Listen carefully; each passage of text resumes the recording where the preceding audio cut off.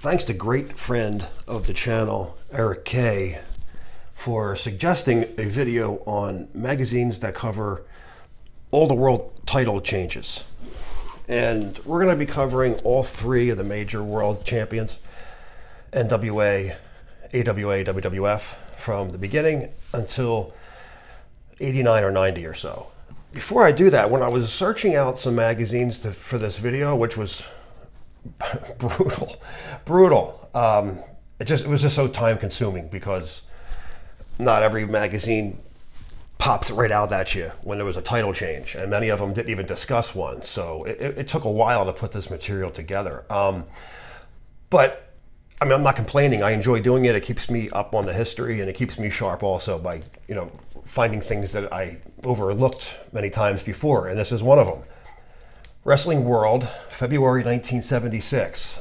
It's our first look at Harley Race on the bottom here. I'd never noticed it before. And I have his first magazine being a Wrestling Review from 67 when he was tag team partners with Larry the Axe Hennig, and they were the AWA Tag Team Champions. This is an AWA match. This is prior to them winning the tag team titles, but it's just Harley by himself in a match on the cover. And I must have flipped through this 800 times and never ever took notice that was Harley. So 40 some odd years later of still buying and collecting and looking and flipping through, I still find things new all the time. That's one great thing about these magazines. I also pinned a comment onto Harley's video making my correction for this being his first cover, and we can call this one his first in-action cover, and the other one we'll call the first posed cover. So I'm kind of half right anyway, right? So moving forward, the champions of the world, and being covered in or on the cover of the magazines to help you find out, to reading the more historical part of articles that weren't necessarily some kayfabe made-up stories. And they didn't come later on until Stanley Weston's issues in the 70s, where it got a little bit ridiculous. Early on, most of it treated it like a sport. Starting right out of the gate, the NWA just forming, Lou Thesz being its second champion. December 1972, this is your first official magazine featuring a world champion on the cover with a belt. And it goes inside articles about prior to the NWA of the National Wrestling Alliance. It was a National Wrestling Association. Lou Thesz was a several-time champion from the association, the alliance, and other considered world championships. There was a bunch of different world championships, and it's all covered in this magazine here. It talks about his first match, his title wins in the late 30s, early 40s. Pretty good issue for historical reasons. Explains a lot about early NWA forming and why. December 1952, NWA official wrestling magazine. This was official wrestling first, NWA official second, and then finally Wrestling World in 54 before it went out and it disappeared for a number of years and came back under a different publisher. Nature Boy Buddy Rogers. Now, we're not going to go in order of, actually, we are going to go in order. We're going to go in order of champion, but not necessarily in the order of when they won it, because there may not have been any articles about the next champion coming up. Like, there's nothing for Gene Kiniski. There was nothing for Dick Hutton on the major publications. I'm excluding the Japanese issues. I'm only going with just the American-based Inside Wrestling, The Wrestler, Wrestling World, Wrestling Review, easier issues for you guys to find. I go into more in-depth history of the NWA title on a different video, so you can check that out and see every champion in order on a cover. But this is just going to cover the title change issues. So this is Nature Boy Buddy Rogers, the greatest looking wrestling magazine ever printed. And this is in 1961, just after winning the title. This is mostly a photo album, but in the beginning pages is Buddy's match with O'Connor winning the title. I'm going to show you the inside of it in a second, but I'm going to show you a different magazine. But this is without a doubt the fanciest looking magazine cover, the best looking chiseled body, great looking belt, looking off to the side, the bright blue background. It just looks incredible. This was its first and only of its kind of this time period. You didn't see magazines look like this. And if you see my other videos, you know some of them were ridiculous. I mean, they painted the covers, they painted the hair, they painted the blood on them. Some of them look like, just basic, an exploitation magazine or a pop culture magazine with just, like a tabloid. But this is something else for this time period for wrestling. Wrestling didn't do this until later on, like in the 80s and 90s, they had better covers. This issue is the championship issue for Buddy Rogers and Wrestling Life. And you know how I feel about this being a magazine, nonetheless. It covers it fantastic. If I just take you inside, pretty much the TV wrestling has the same inside of this little guy here, which came out. There's a lot more information in this information. Rogers wins the world title in Chicago for an all-time record of 38,622. And there's just a shot of the park, Comiskey Field. All the fans there. It goes on to a whole bunch of different things, telling you every champion from the NWA from 1905 all the way up until 1961 with Rogers. Some more stories about the event and that day. This came out, like I said, in summer or September 62. September 62. More photos here of the match. I won't show you everything, but you get the idea. This is prior. This is a newspaper clipping that was printed into a magazine form from the Chicago Times, featuring O'Connor and Rogers may draw up to 52,000 people for this one title match. So great coverage of Buddy's title changes. This issue also, no, I'm sorry, it's this issue here. This issue covers Buddy receiving the NWA United States Championship belt, which would be known as the first WWWF belt when they did the split. He got that, he received that on national TV, and there's photos of that in this issue here. They're not in here, but Buddy is wearing that belt here. It's very confusing with Buddy with the different belts, and it was a very confusing time with being the Northeast champ, being the NWA world champ, being the new WWWF champ. Was he the US champ? Is he the world champ? And the answer to that, all of that is just yes. It's everything, and it's very confusing.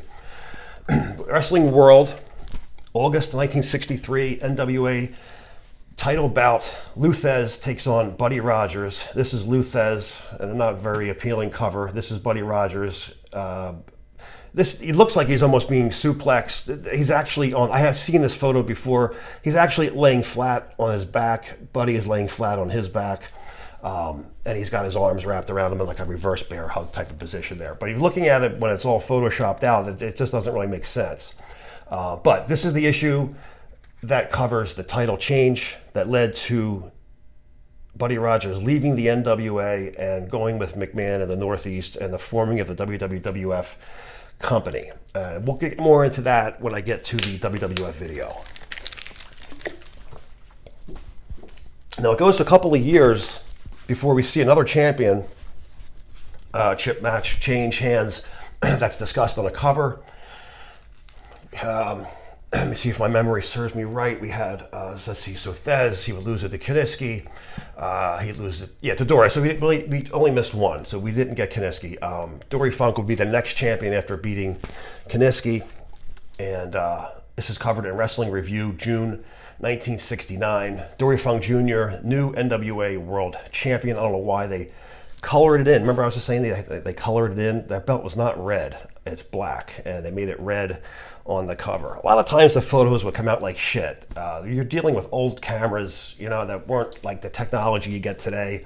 Most of the film was shot in black and white because it was just cheaper, and then they would color it in later on with pencils and paint.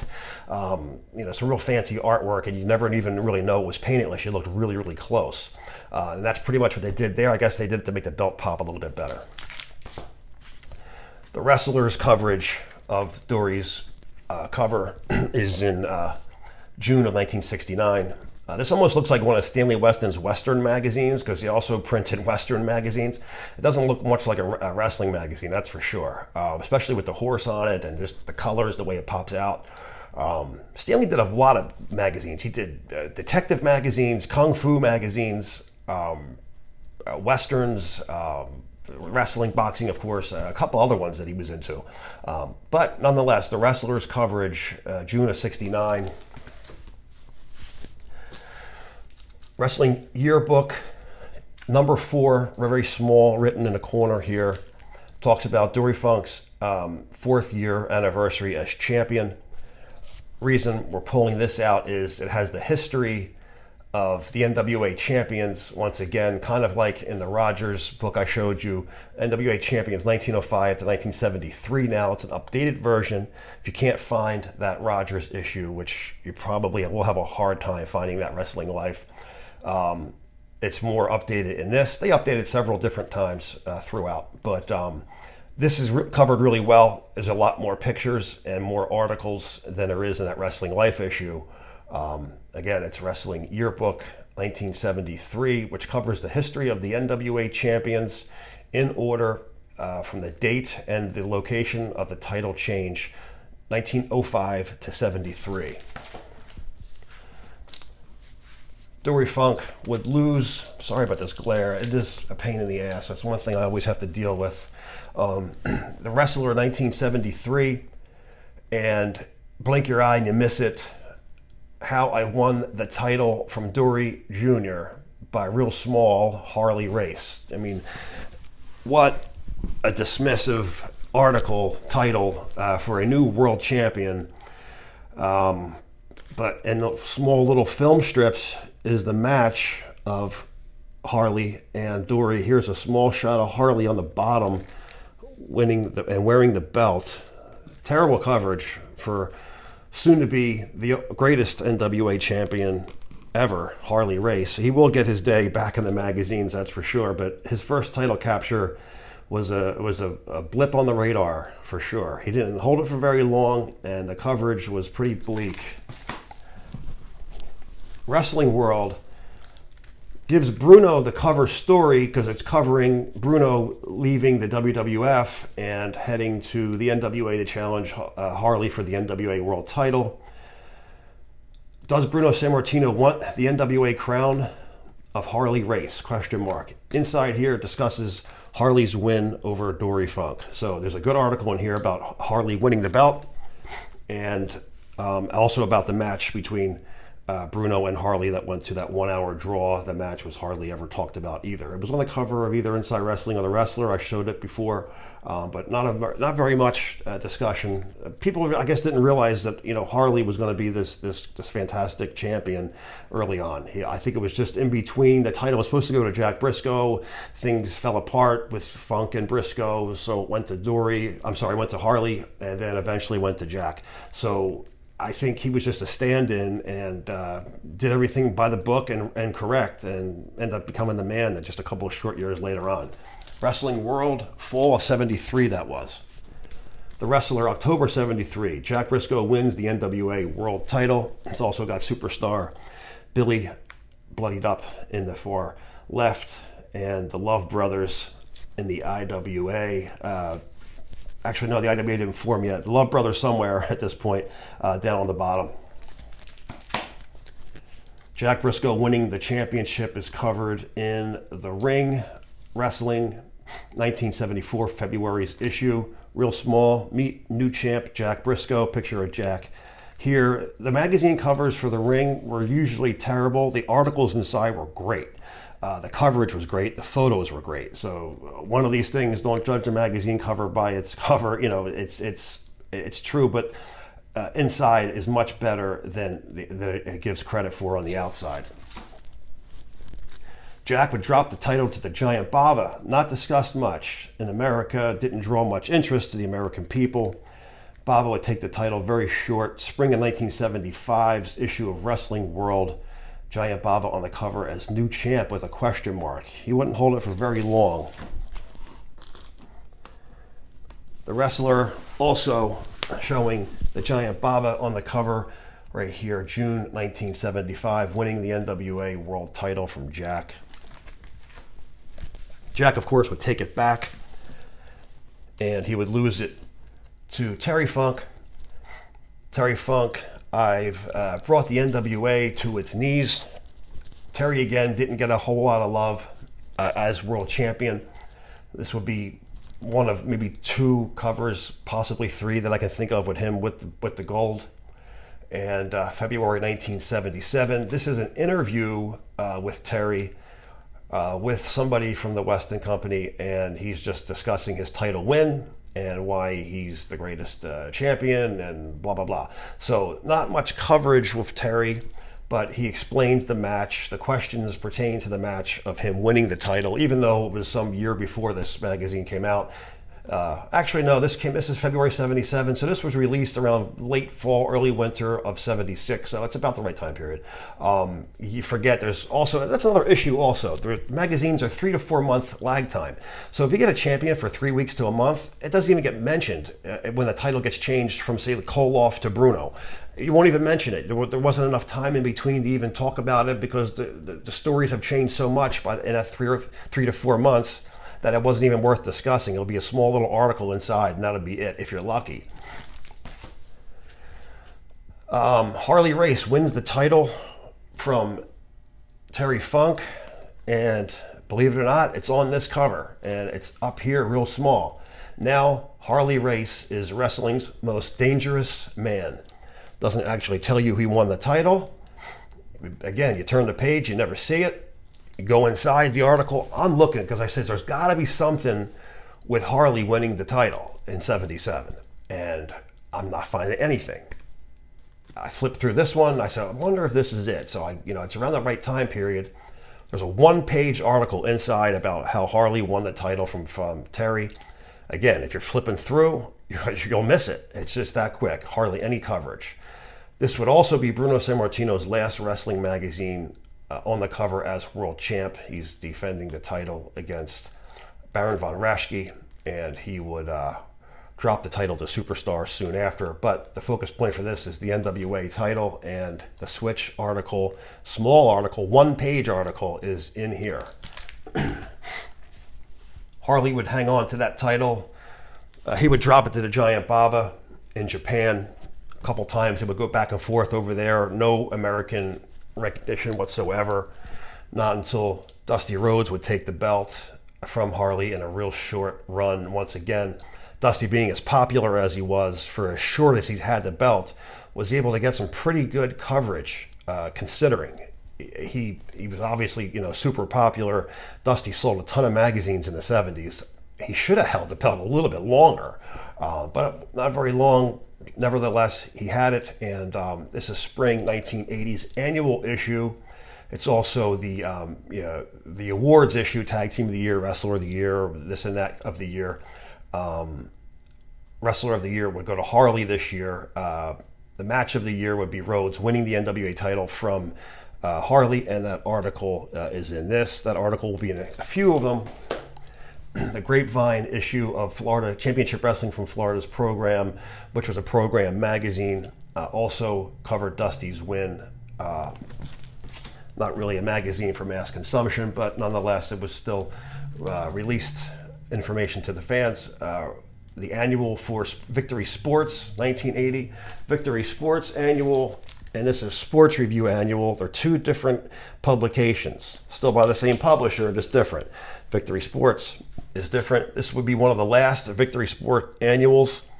It ended in 1980. I believe the fall issue was the last one. This is the spring issue, so there's like 2 more to go, and this would be the end of it. It ran from 69, I think, to 80. And this discusses Dusty's reign and also the loss at the same time. So the annuals come out 4 times a year, so this is going to cover the loss of Harley and Harley winning it back, or you can reverse it and say this is covering Dusty's win and Dusty's loss. It's, take your pick. Dusty would drop it back to Harley Race and the coverage of the match on January 1980's issue of The Wrestler. Dusty would drop it really short to Tommy Rich, September 1981. Already he's a former champion as this is being printed. Harley right around the corner to take the title back from Rich, and October 81's issue discusses what made Tommy Rich say, "Am I good enough to beat Harley Race again in a title defense?" Nope, he would not be good enough and would lose the title. Right back to Harley for his very quick run as champ. Looked very much like Ric Flair on the cover back there in that last issue. This discusses Tommy's short win, and then quickly losing it in this issue of Sports Review Wrestling. Dusty Rhodes would take it again. There was a small article on it. Really wasn't much worth talking about. The magazine didn't really show much. It was just easier and for keeping things to flow a little bit better. We just jumped right to Flair winning the title from Dusty. Here he is in a chin lock, January 1982. Flair's first heavyweight champion. I know, I'm sorry about the glare. It just sucks. New champion Ric Flair. January 1982 Inside Wrestling is your first look of Flair on the cover with the belt in the far left corner. Again, a grapevine program of Flair winning the title. The article and stories in this program / magazine from Florida. Harley coming right around the corner after Flair, and he would take it back for the 7th time. Discussed before, these next two issues were two of my favorite issues of the 1980s. October of 1983. It was just before cable was about to pop all over the country, and we were about to see all these guys for the first time, meaning Flair, meaning the NWA. But it was about to explode, and we, Championship Wrestling from Florida. We got it from Texas. We got Mid-South. It was great, but nothing beats seeing the AWA and the NWA guys who dominated the magazines for so many years for the first time on television.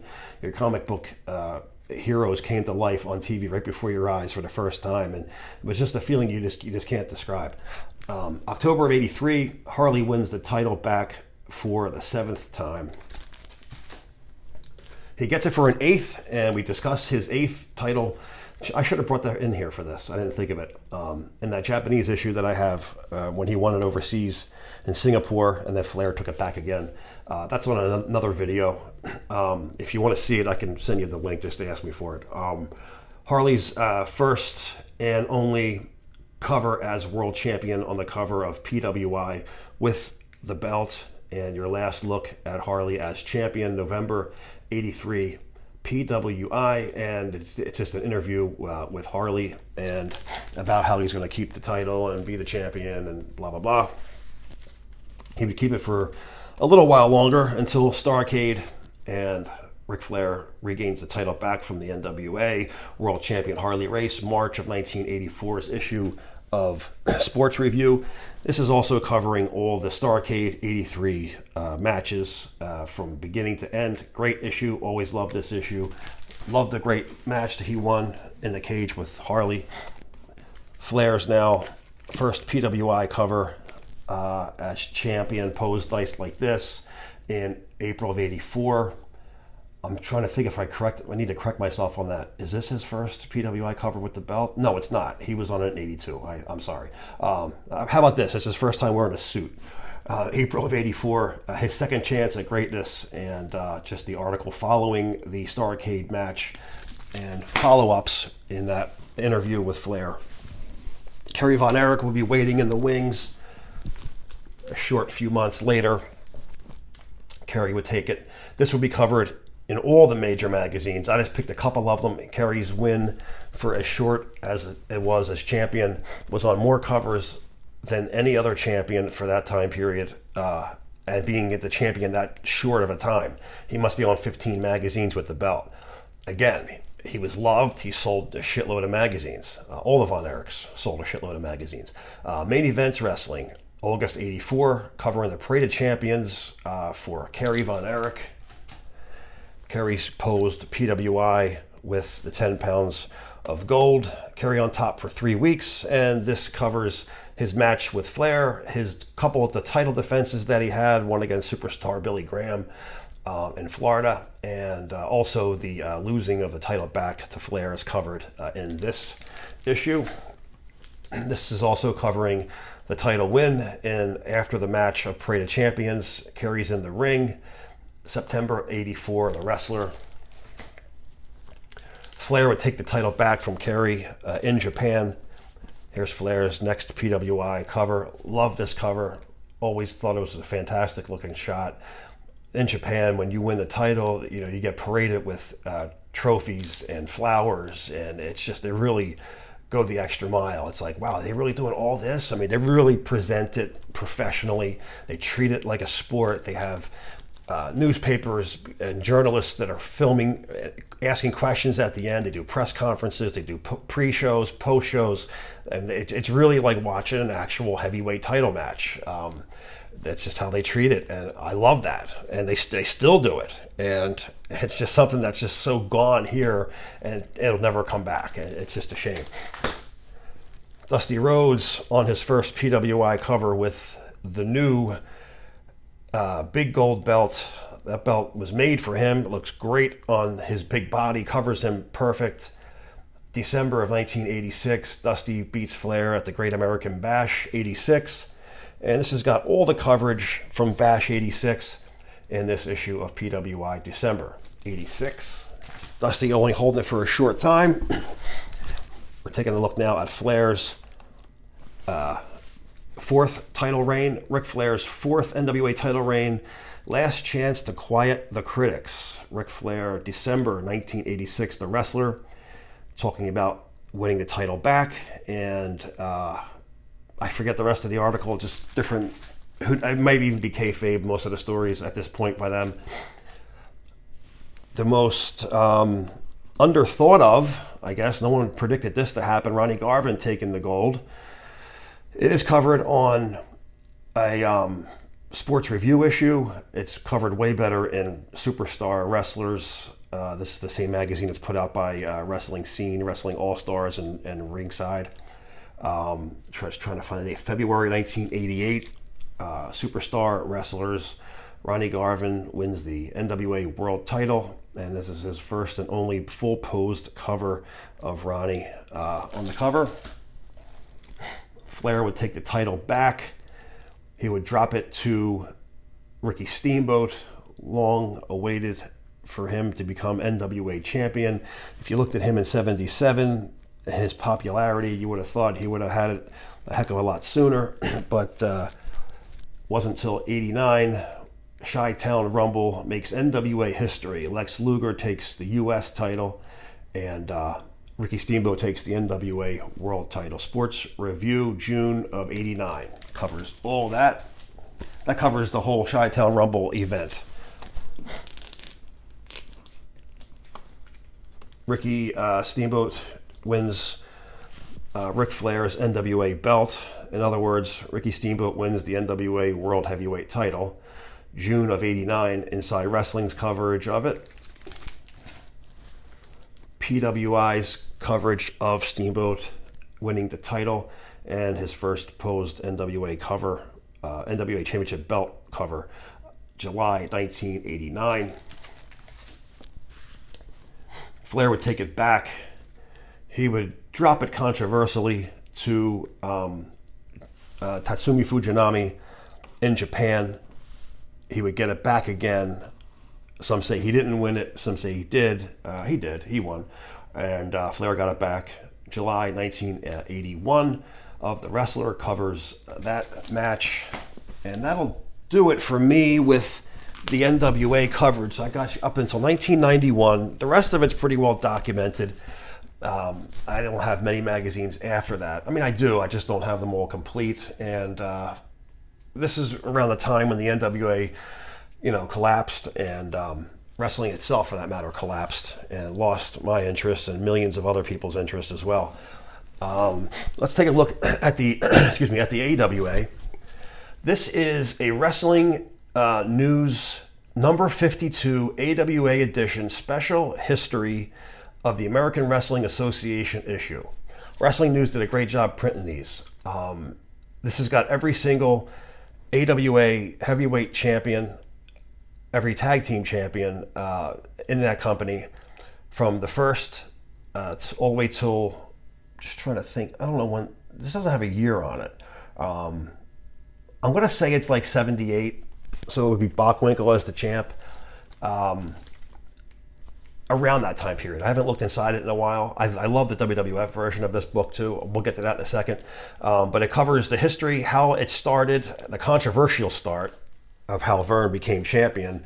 All that is covered in here. If you're an AWA fan and you want the history tracing back until before the AWA, this is the magazine for you.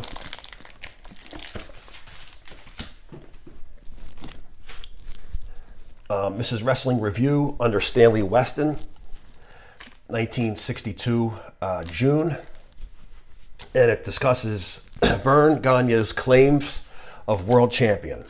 How does one become a world champion, Verne, when you never beat anybody for the belt? And rightfully asked question. Verne was the NWA junior heavyweight champion.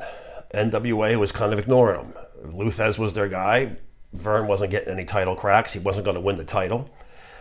Verne, in a nutshell, declares himself the new AWA heavyweight champion of the world, separates from the NWA and forms his own company and makes himself the champion. Now, it goes into a little more detail. It's not discussed so much in this issue.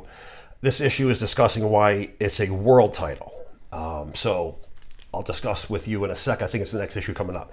So this is discussing why Verne believes the AWA's title is a world title and why, and has some valid points for sure. It's discussed in that there's no title change because he didn't wrestle for it. So there's nothing to talk about there. It just discusses why it's a world belt. Wrestling World, May of 1963. And My Case as Champion by Verne Gagne on the bottom there. This will discuss how he started the company and why. And I believe he was also the NWA United States champion in '54, and he may not have lost it. He didn't. So he had the junior title. He had the NWA US title. He was awarded the US title, by the way. He didn't win that belt. He was awarded it by the NWA. He's never going to get a title shot, as I discussed. He decides to, at this point, let's see, 1960, Pat O'Connor just won the NWA title. Verne drops a challenge for him to meet him at Omaha, Nebraska for a championship bout. You have 30 days to reply and set the match up. Of course, he's not going to reply to him. He belongs to the NWA. He's going to go where the NWA tells him to go and defend his title. And Verne is nothing. It's like me saying, okay, I'm challenging, the next Tyson Fury to a boxing match. And if you don't come to my house tomorrow night, I'm declaring myself to the world champion, and I'm going to start my own boxing company. And they'll be like, okay. So that's pretty much how it went down. They ignored him. He becomes his own champion. The only legitimate championship he did have was the NWA junior belt. I'm not sure if he still had the US belt or not. He may have, but it still doesn't, make you all of a sudden the world heavyweight champion. But I guess some people say yes, some people say no. But this is his case. This is where he explains it. It's in this issue, Wrestling World, May of 1963. Like it or hate it, the AWA was here to stay. They had some great wrestlers, some great matches, and I totally loved the AWA when it was on TV. And they didn't get a whole lot of magazine coverage because of it, and you hardly see their champions on the cover, as we'll go through. Real small. They didn't get the love that New York and also the NWA throughout the world got. But nonetheless, they were there, and they were very successful at it for sure. And Verne's not the only guy to do that. Dick the Bruiser did it in the WWA when he lost the belt to the Destroyer and started his own Indianapolis WWA. Well, hell, the WWA did it. They were NWA Los Angeles. Carpentier beat Fez. The NWA didn't recognize the title change, and Carpentier went NWA Florida and formed the WWA in Los Angeles, and that's how that started. So Verne's not the only guy doing this. He's the third at this point, and just a couple of years next would be McMahon doing it. So I guess it's a thing. Your first shot at Verne Gagne. Verne Gagne, the other champ. Talk about a little bit of a slap, right? Not even naming him the world champion, not even naming him the heavyweight champion of the world. Nothing. Jimi Hendrix, what's up, dude? All right, pal. Yeah, the other champ. Very much of a. It was so interesting. Some grade school kid did their division 6-4s or 24. At least he got the division correct. He was doing his homework on the cover. The other champ. This is your only look at Verne as the world champion. Your first look at Verne with the world championship on the cover of Wrestling Review, August of '70. He would drop the title in 1975 to Nick Bockwinkel. Nothing discussed about Bockwinkel, and I remember telling you guys in a video back or two that Bockwinkel wasn't on many covers at all as champ. No one really was for the AWA for that matter. There was a lot of champions between Verne in 60 until 75. The Vachon, the Crusher, Mr. M, which was Bill Miller under a mask. There was a bunch of guys that were champions there. Never talked about, never put on a cover, never even mentioned title changes in any of the magazines. Possibly Wrestling News did it, but I don't have those AWA edition issues. This is the only issue talking about Nick Bockwinkel's title win against Verne. Nick Bockwinkel, the man who had to win the title. This is also a yearbook annual edition of Victory Sports, number 16, 1976 yearbook. Once again, we're talking about the champions on the cover. Terry Funk being the NWA, Bruno the WWF, and Nick Bockwinkel the AWA. Notice how he gets a small little corner shot. The two main shots are the world champions here on the cover. Wrestling Annual 1976, and as all those also discusses Nick winning the title. This is an annual. It came out around the same time as that yearbook. This was number 15. And that's number 16 yearbook. This is 15 annual. So they're both released around the same time, kind of discussing the same kind of material. Guys, I got to disconnect for 1 second. Sit tight for 1 second, okay? I'll be right back.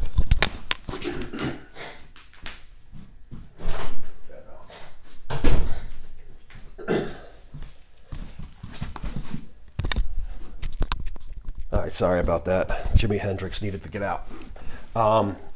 He would carry the title up to 1980. Bockwinkel, that is, and Verne would come out of matches here and there and wrestle for the title, and he would win the title from Bockwinkel. It's covered in December of 1980 of The Rings, real small, it's written The Rings Wrestling, not The Ring, this is The Rings with an S, two different magazines now. And that's discussed in the Ring video that we did. If you need some information on that, it's all discussed there. Very confusing stuff. Verne,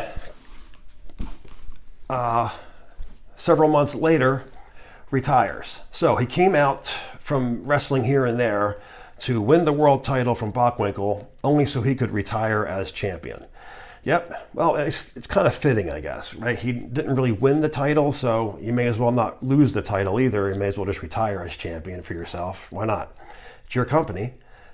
This issue is Wrestling News. Notice how it looks the same as the Rings. They're all combined. The Rings Wrestling, Wrestling News, and Wrestling Review at this point are all merged together into one company, soon to be all in one magazine. So this looks like The Ring, but it is Wrestling News. This is issue 75. There's no date on them.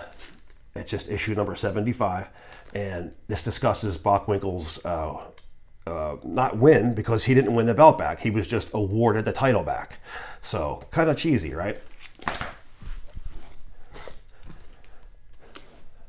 A couple years later in 82, this is February 83's issue of The Wrestler, and Nick Bockwinkel would lose the AWA title to Otto Wanz of Germany, and Otto would take the title for a short time, and this is your first time the AWA title change has gotten some love on the cover of a major magazine, and it's good. It's good that they have it. Bockwinkel's getting a good shot into knee and Otto's head. Nick would take the title back from Otto, and all that coverage is in this issue of March '83, Wrestling Review now. Again, it's owned by Wrestling News and The Rings, and this is about to close up for good. There's only a few more issues of Wrestling Review left, and then they would end and continue on as Wrestling News.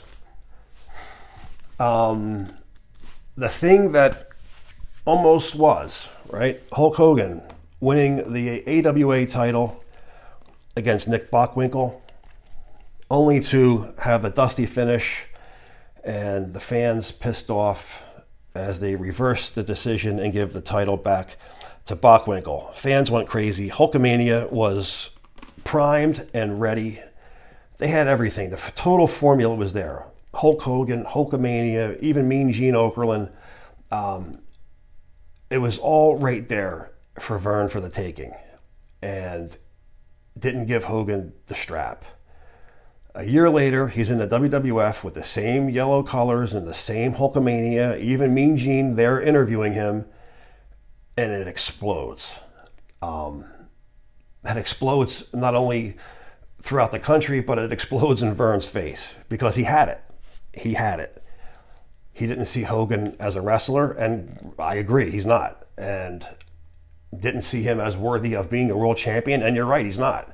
The guy can't wrestle. The guy sells tickets. The guy appeals to little children. Every little kid wanted to see him, you know. And Bruno Sammartino brought up a good point. Here's the world champion, and he has to run to the ring. He has to tear off his shirt. He's got to put his hand to his ear and beg people to scream for him. Bruno says, I didn't need to do that. Fans screamed for me without me even asking them. That's a great point. That's a total class act, Bruno. You're 100% right. Because Hulk was not filling up houses every single month like you were. Be that as it may, Hogan drew way more money than Bruno ever would have. So, and that's at the end of the game, at the end of the day, that's what it was all about. And Verne could have had it and let it go. That's covered in this issue here of the close call for Verne in September 1983. I love this cover. What's it telling you? It's telling you we're not going to recognize the AWA champions. We're not going to put them on the cover. We're not going to recognize your title changes. But when you do another, but you'll put Mil Mascaras on the cover winning the title even though he didn't win it. I mean, it's like you don't cover the real champions, but you're going to put it on when it's a fake one. Basically, another dusty finish. Another dupe. Mil winning the belt, didn't win. Fans pissed off once again. December of '83, and the fans, were having enough of it. But it's ironic, right? You put Mil on the cover with the belt, and he was never the champion. He would lose the title, Bockwinkel that is, to Jumbo Tsuruta. Jumbo, that would be lost in Japan. Nothing really discussed about it here in America. He would lose that to Rick Martel, who was pretty much a WWF mid-card guy and not really a world heavyweight champion, I would think. But that's who Verne went with as his next champion to carry the company. Nothing wrong with Martel. I mean, he was a good wrestler. I just didn't think he'd have enough to carry a company and compete against Flair and Hogan. September 1984, Martel wins over Jumbo. This is your first time the AWA champion is featured on the cover of PWI. And to my knowledge, I don't know how many more there were. The company closed in '91, and I don't think there was ever another one posed like this. I think Martel would get the only one as the cover. So that's a nice honor for him. It's a great cover. It's a great looking belt. Looks great around his waist. Looks like a champ. February 1985, Rick Martel covers the 5 steps to greatness and discusses his win and his challenges ahead. Waiting in the wings was another unpredictable by the fans for sure champion, Stan Hansen. Again, not exactly the right choice to compete against Hogan and Flair. He was extremely popular in Japan.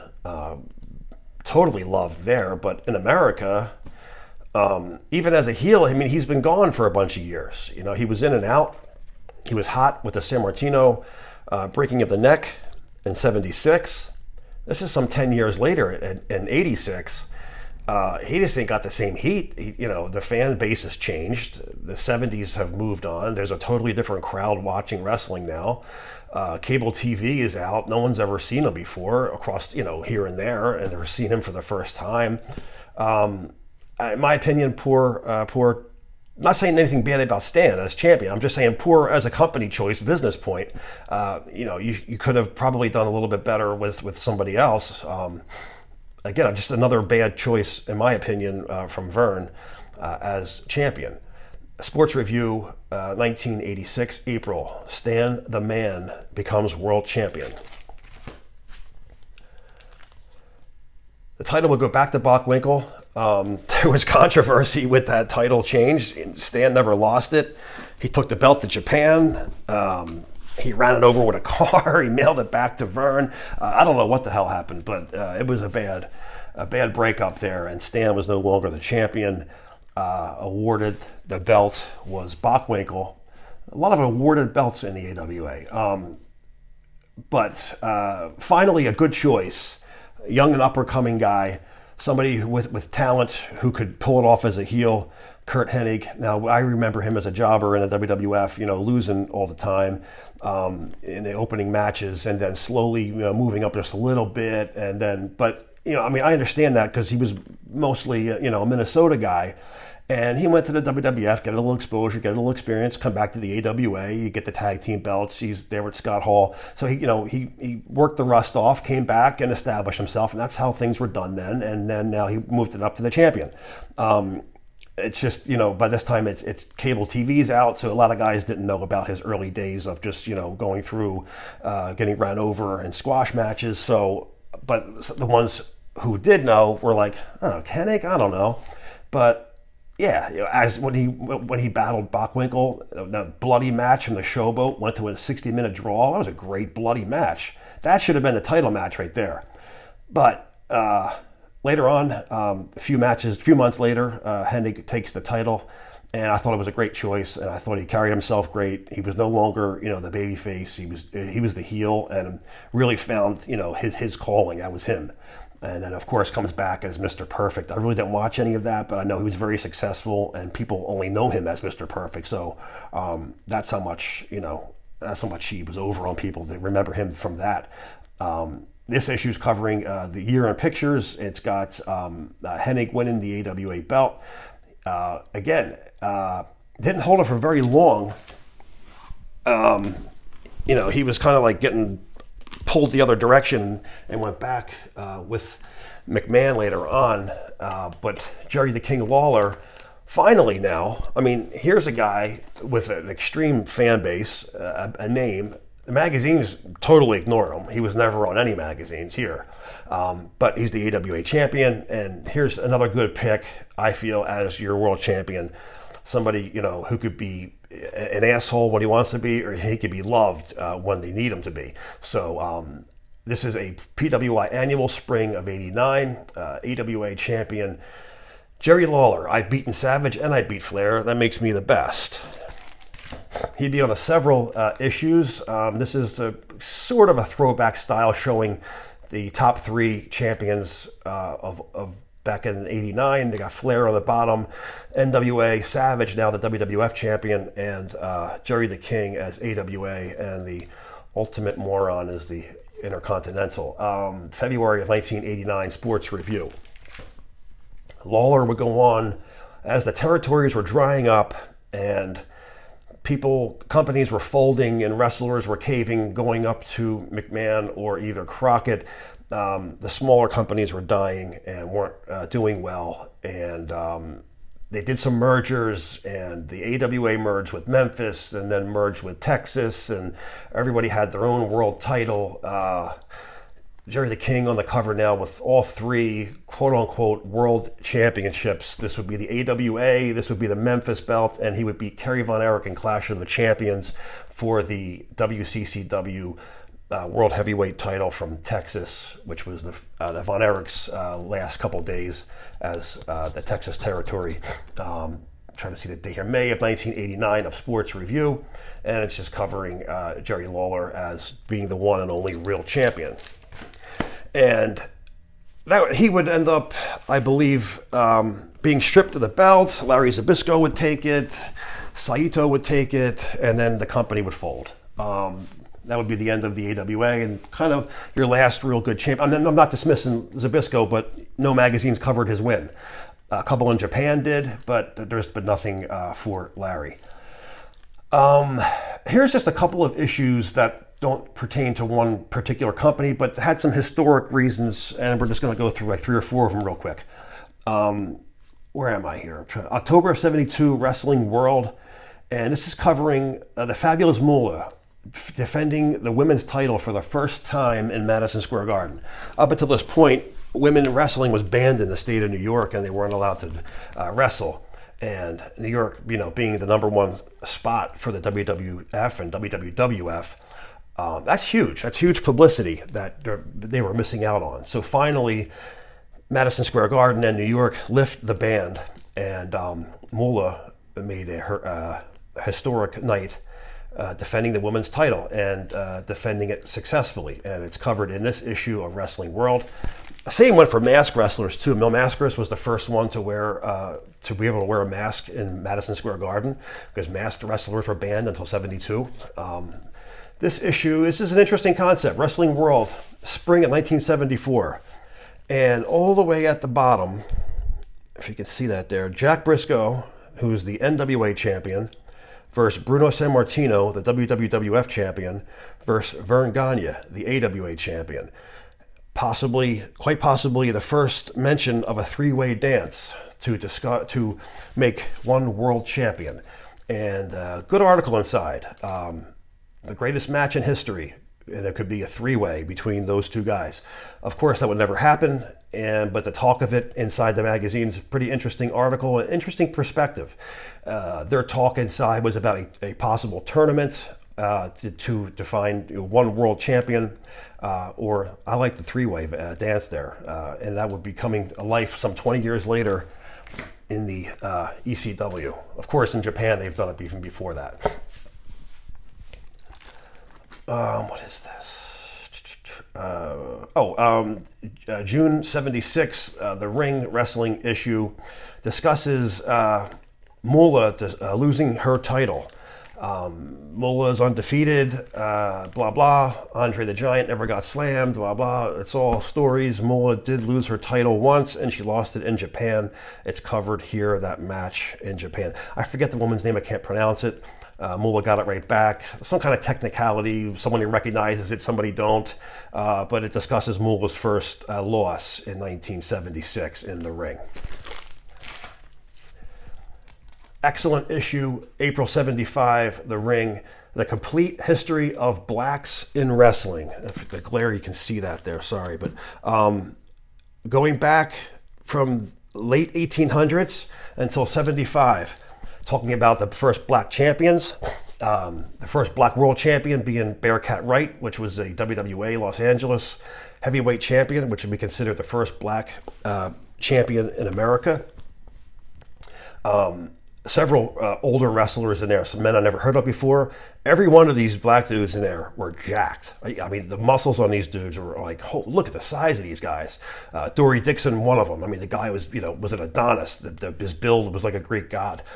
Every one of them dudes, big, strong, mean-looking dudes. And there's some really cool history about the beginning of black wrestlers and how they made their climb through the wrestling ranks in this issue. April of 1975. So I thought that was a pretty cool piece for anyone interested in reading about that. Because they say, oh, there's never been a black world champion. That's not true. Bearcat Wright was the first black champion. But they go on to show even different black champions that I've never even heard of before from different smaller companies and independently in the 30s and 40s. Wrestling World, fall of 75. It talks about the birth of the IWA. And there's a great article in here about the IWA. which was a serious competitor to the WWF in the Northeast, as well as Crockett NWA in the Carolinas. That's the territory they ran. Mil Mascaras becoming the first champion. It discusses about Mil winning the championship in a tournament. I'm sure it was another one of those kayfabe, tournaments that Buddy Rogers won. Also, the Mongols winning the World Tag Team Champions in that same tournament. Fall of 1975, Wrestling World discusses the beginning of the IWA, which was a great television program. It was the first to show instant replays, slow motions. They were ahead of themselves television-wise and production-wise, and a lot of other people, including Madison Square Garden's television, took a lot of their ideas from which they started first. And this would be your first look at Mil Mascaras as the IWA World Champion on the cover with that beautiful belt they had for the IWA. This same photo was used a couple different times throughout the years in '77 on the Wrestler and also the Best of the Wrestler. Great shot of Mil with the IWA belt, and it's discussing Mil's win in the tournament and the different opponents he's going to be facing in the company, like Ernie Ladd and Ivan Koloff. September 1975, Inside Wrestling. This issue of Wrestling Annual, it discusses Bruno's NWA title win, but he gives it back in August of '62. That was a match against Buddy Rogers where Bruno gave the title back. He says, I want to beat the champion when he's 100%. I don't want to tell you the story. I'll just keep it quiet so in case you guys want to read it.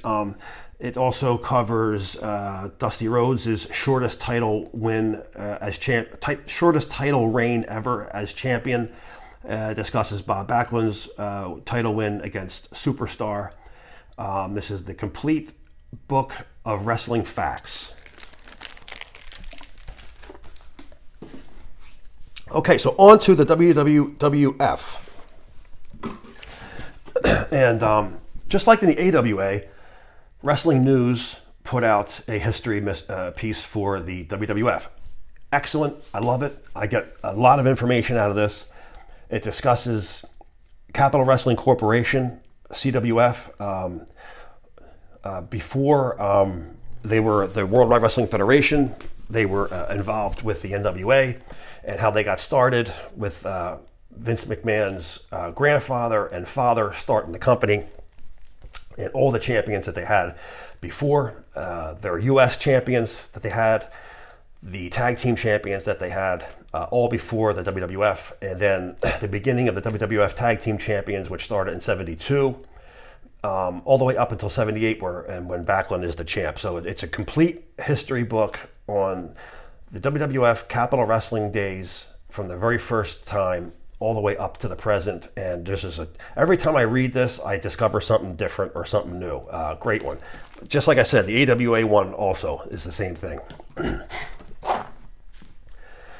This is a '67 magazine. It's issue number 4 of Wrestling World, October, but it's your first look at Buddy Rogers on the cover of a major magazine with the WWWF Heavyweight Championship belt. And that is the United States belt, the one he was given in that other magazine on television he was presented that to. That belt would be used for the WWF in their first as their first championship belt, and it's on the cover. This is a rare one. It's often expensive. It's often well over $100. The first 4 are the most expensive of the wrestlers. They've always been.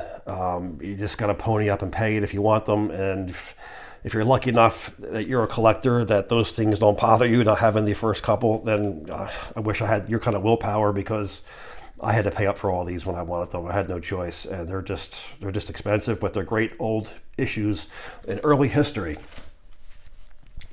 This is a historical issue for several reasons. Lou Thesz wins the title from Buddy Rogers. Again, I'm sorry about the damn glare. There's nothing I can do. I try to find different angles to film this, and filming it on an angle upward higher is better, but you don't get a good look at the magazine that way. So either way, it's a catch-22. Rogers loses the title. Buddy Rogers drops the NWA belt to Lou Thesz. And Vince McMahon contacts Stanley Weston, who's running Wrestling Review at this time, asks him not to run the article because he's still booking Rogers as a champion in the Northeast. I'm just trying to. I wrote a piece down here. I'm going to read to you because it's out of the article, but I can't find it. I'm just going to go off the top of my head. So basically, he asked him to not run the article of the World Championship. It took place in January of 1963. But Weston decides to run it anyway. And that led to a big fight between Stanley Weston and Vince McMahon. Banned any of the photographers coming ringside anymore. He didn't want them coming to their matches anymore. And that's why you wouldn't see a lot of coverage of the WWF in these issues. Stanley at this time was the only magazine out there. Wrestling World has just started, so they had some coverage, but Wrestling Review was like the only other standalone magazine, and they wouldn't cover anything because they weren't allowed to be there because of the fight they had. And it wasn't until like Bill Apter came around in 1970 when they started loosening up a little bit, and they kind of mended some fences there. But him reporting that he lost the belt caused McMahon to form the World Wrestling Federation and pull from the National Wrestling Alliance because Buddy was a hot ticket. Buddy was making way more money up here in New York than he would be making down, say, somewhere in Kentucky or Arkansas. But nonetheless, he's the World Heavyweight Champion, and he needs to defend his title in those areas. Buddy wanted to stay up north where he was making all the money. Buddy decided to split and leave and stay with McMahon, stayed where the money was, and shows where his true alliance was. It was all about money. It wasn't about the belts. It wasn't about the NWA. It was about who's going to, obviously pay him the most money. So it was in this article that was printed of Buddy losing the title is what led to the breakup and McMahon forming the most powerful company in the world today. Who knows how that would have worked out had that never happened, had this article never been printed, had things been different. Maybe not, because Wrestling World went ahead and printed it, but some 4 months later. But was the damage already done at that point? I don't know. It's hard to say. But historical piece for sure. This is the issue that caused it. And this information I got was from Bill Apter's book, and Bill explained all that. And of course, I talk to Bill quite often, and I asked him a lot about it, and he went into some further detail about how that fight went down. And it was ugly between Weston and McMahon, and like I said, they blackballed any of the guys from coming to take photos and whatnot. So McMahon started his own company in '63, and he would face Bruno Sammartino, Buddy Rogers would, May 17th, and Rogers would lose the title in what was considered a shoot in 48 seconds, and someone will be like, well, I don't know, where are you getting that from? Why do you think it's a shoot, this and that? After thinking about it, it made a lot more sense. And I'm going to ask you to think the same way. Buddy Rogers, as egotistical as he was, cocky, smug, all he cared about was himself. All he cared about was, his people and his clique and getting his stuff and having things done his way. As cocky as he was and stuck on himself as he was, do you honestly think he would go into a match with Bruno Sammartino, a guy he hated, and would lose the world title to him in 48 seconds? No. There's no way Rogers would go for that. So I totally believe he had no idea he was going to lose the title that night, and extremely not that fast. There's no way he would embarrass his legacy like that. This is the world champion, and he's not going to drop a title in 48 seconds. Nothing like that has ever been done before or since. So I believe it. Bruno put him in a bear hug. Bruno says, give it up or I'm going to snap your back. And the size of Bruno and the strength that he had back then, Rogers, crack his ribs in a second, and he gave it up. And I totally believe that. And putting it like that, absolutely. Rogers was not going to disgrace himself and sign a contract to say, sure, take the belt in 48 seconds from me. I'll embarrass myself. There's no way. His ego was way too big to even do something like that. There's no way. So that happening, Bruno Sammartino is now born, and he would be the longest reigning heavyweight champion. I believe, I don't know, after the 90s, I guess no one else had it for 15 years, right? I'm pretty sure. Wrestling, the Ring Wrestling, September of 1963, covers Bruno's first title match, title defense and matches, wonderful in this issue. Here's a full shot of Bruno here. Here's Bruno with Rogers' belt posing for some photos. There's some really great photos in here that I didn't see before up until a couple weeks ago when I went through these and found these again. More shots of Bruno with the belt with Bobo Brazil. Another shot of Bruno coming to the ring with Rogers' old U.S. belt. Great coverage. It goes on for another 4 or 5 pages. If you can find this issue of The Ring and you're a Bruno fan, I highly suggest getting this issue as well as the Wrestling Review for historical purposes and the founding of the WWF. Wrestling World, February 1964, would be Bruno Sammartino's first shot with his World Championship belt. Now notice this is his interim belt with the Indian head, and it's basically a weightlifter's belt with a leather strap going around the side. This was to hold him over until the new belt was made for him, and this is a real early look. And you'll notice now, it's the Rings Wrestling. It's Wrestling World that's covering Bruno's information here, because Weston's issues were not permitted to even talk about it. That's why we see no coverage of him even on any covers of any of the 60s issues from Weston. And it wasn't until, like I said, later on when they started the Men's and Fences when Bill Apter got there.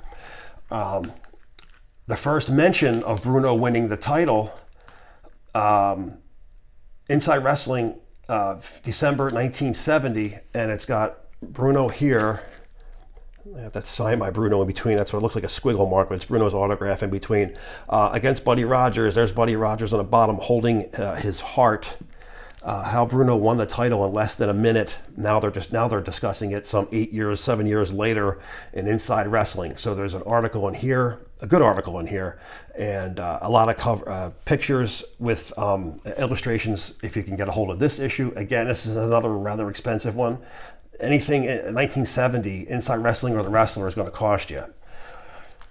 Bruno, like I said, would hold the title for many years, and next champion would be Ivan Koloff. Now, there was no coverage of Koloff on the magazines, and it would be covered as Pedro won it, because the title change was so quick and the turnaround of the magazines was such a lag in between. Pedro's win would also cover Koloff's win as well in the same article, so they kind of merged the two together. What you're seeing here, summer of 1971, Pedro Morales on the cover with the old WWWF United States Heavyweight Championship belt. Very rare belt. When Koloff faced Pedro for the belt, it was title versus title, and the titles were going to merge, and this is going to be the end of the WWWF United States belt. And he wore it into the ring. If you see any footage of that match, you'll see Pedro wearing that belt. And this is your first and last look at that belt. Another iconic, historic issue showing that belt. Very rare to see that on the cover of a magazine, especially with Pedro. And he's being billed as the world champion here. There isn't even any pictures of him with his new belt yet. So he still has that. This is prior to the match, and they're showing this old style belt. And I'm so glad that they did, because you never would have seen this belt. It would have been, lost in the ravages of time. And here it is, safe on the cover of a magazine. Wrestling World, summer of '71. And of course, Inside Wrestling and Wrestler, Sports Review, all of them were going to cover the matches great. We're up to 1971 now. Like I said, the feelings were put aside, and Bill Apter was responsible for a lot of that. There weren't friends, McMahon and Weston, but they still allowed Bill. They liked Bill, and Bill was a friendly, kind, respectful guy, and things worked out, luckily, because if it wasn't for him, who knows how long that band would have been in place. It'd be back again later on when McMahon got his own magazines in the 80s, but still, we would have lost a lot of great magazines in the 70s for sure, had not Bill mended that fence for everybody. So thanks for that, Bill. May of 1971, Inside Wrestling covering Pedro's win against Koloff. Also, May of '71, The Wrestler covering Pedro's win against Koloff. This is your first look at Pedro Morales with his new belt on the cover. June '72 of Wrestling Monthly. Pedro in Bruno's land, discussing the possible matchup between Bruno and Pedro, and it does happen. Also, October 71, The Ring, small corner shot here. Pedro Morales, WWWF champion. It's kind of funny, they're using a picture. He's actually the WWA champion at this point. He's wearing the belt, you just can't see it. They cropped just his head, and they're using that photo as the champ. Inside Wrestling, April 1974. The WWF title goes from Pedro to Stasiak to Bruno. And all three, not two matches, three champions covered in one issue of this Inside Wrestling April of 74. So Stasiak, there's photos of Stasiak in this issue as the champion wearing the belt, beating Pedro, and also Bruno taking the title from Stasiak at the Garden. Here is your first look, May of 74, of Bruno. Fucking glare, man. Of Bruno with the belt in the locker room of Madison Square Garden, actually the hallway of Madison Square Garden, with the title. Inside Wrestling, May of 74, talking about Bruno Sammartino becoming the champion once again. Issue of Ben Strong. Ben Strong issues you can still get rather cheap. Some of them are really starting to creep up in price. When I was looking at pricing for the price video, some of the early Ben Strongs were ridiculous. Trying to find a date here. July of 74, all the way in the corner, features Bruno as the new champion. The Rings issue doesn't show anything. It just shows Bruno Sammartino claims world title. Inside the magazine is much better, and they show Stasiak with the belt coming to the ring. They show Bruno winning the belt. Some good illustrations and pictures inside, good article inside of this. The cover's not much. You would kind of, magazine, you would just say, I don't know. But the material is where it's all at. Waiting around the corner, some 3 years later, superstar Billy Graham would take the upset of the century. Billy Graham wins the WWF WWF title from Bruno Sammartino. August of 1977. This is from the actual match. He's wearing the green trunks, so this is legit. They had a ton of matches together. They could have used any photo. They're using the real photo, and they're showing the real photos inside of the match.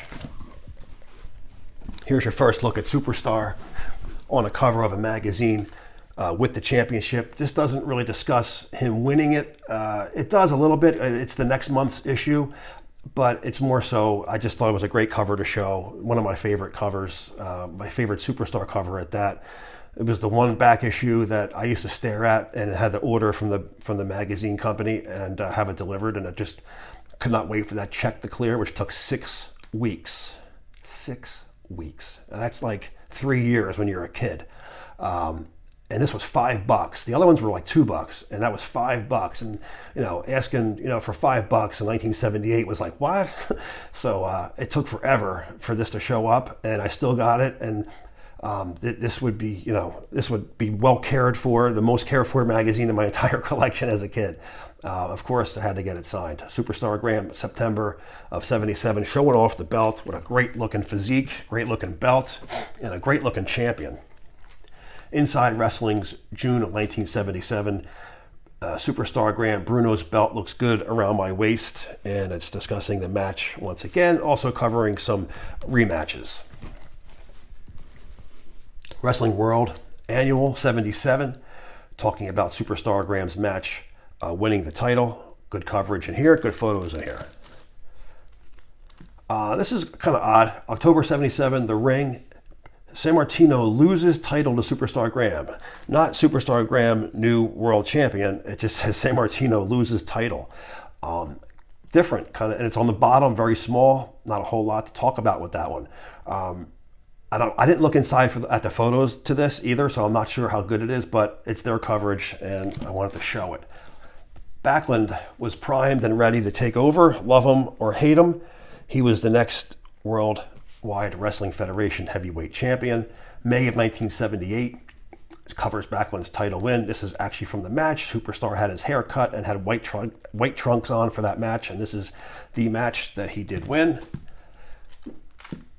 Annual 1978, exclusive coverage of the new champion Bob Backlund, and this is summer of 1978, talks about his title win. The Rings Wrestling July 78, Bob Backlund, WWF champ. All it says on the bottom, nothing very flashy. The female wrestlers get the full cover shot, and they always did. They covered female wrestling better than anybody else. The ring, that's for sure. I say that several times. Bob would have it some 6 years or so. Iron Sheik would become the next World Wrestling Federation champion. There was, Antonio Inoki that took the title, but it wasn't discussed. I discussed that several times in other videos. I decided to leave that stuff out just to go right for, keeping it basic and simple for, basic knowledge that everyone knows and the easier magazines for everyone to get.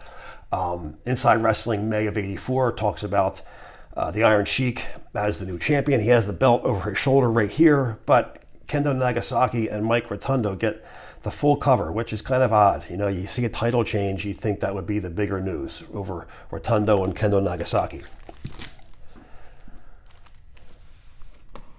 Hulk Hogan, what didn't work in the AWA exploded in the WWF, and for the good, for the bad, for you like it or you don't like it, Hulk Hogan was here to stay for a number of years. And April of May '84, Hulk Hogan becomes the 9th WWF champion. There was a couple of articles discussing a little bit of it in other magazines. Again, now at this point, McMahon starts his own magazine. Before the WWF magazine, it was Victory. Stanley Weston sued him for using the Victory Sports magazine name because he owns that. So McMahon was forced to change it to the WWF magazine. Needless to say, photographers were banned from ringside, and this is from any magazine for the most part, especially Stanley Weston's company people and freelancers. So he would have to get photos either buying a ticket or sneak the shots. The magazines didn't cover a whole lot of Hogan's win, and it's covered the best in this issue here, so I figured I'd show this issue. This is another hard issue to find. It's another very expensive issue to find.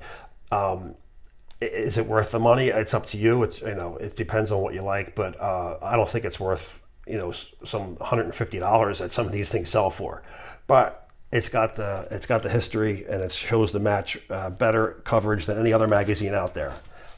Hogan would lose the title, things would happen in the WWF, whatever would happen. WrestleMania would be the tournament, if you want to call it that, and Macho Man would take the title and take the World Championship belt for exactly 1 year. He would hold it until Mania 5, to where he would drop it to Hogan. That's Savage on his first PWI cover.